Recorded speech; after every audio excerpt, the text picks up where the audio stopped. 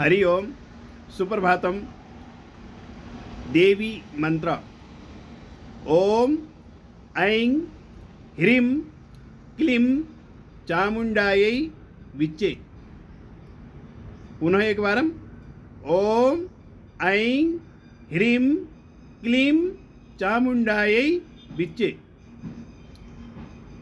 देवी प्रार्थना। सर्वमंगलमांगल्ये शिवे सर्वार्थसाधिके शरण्ये त्र्यंबके गौरी नारायणि नमस्तुते। या देवी सर्वभूतेषु शक्तिरूपेण संस्थिता नमस्तस्यै नमस्तस्यै नमस्तस्यै नमो नमः।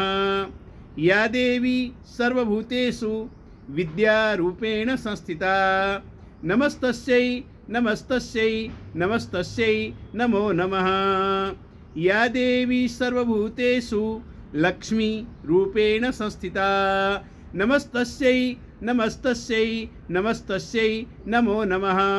सर्वे भवन्तु सुखिनः, सर्वे सन्तु निरामयाः, सर्वे भद्राणि पश्यन्तु, मा कश्चित् दुःखभाग् भवेत्। हरि ओम तत्सत्।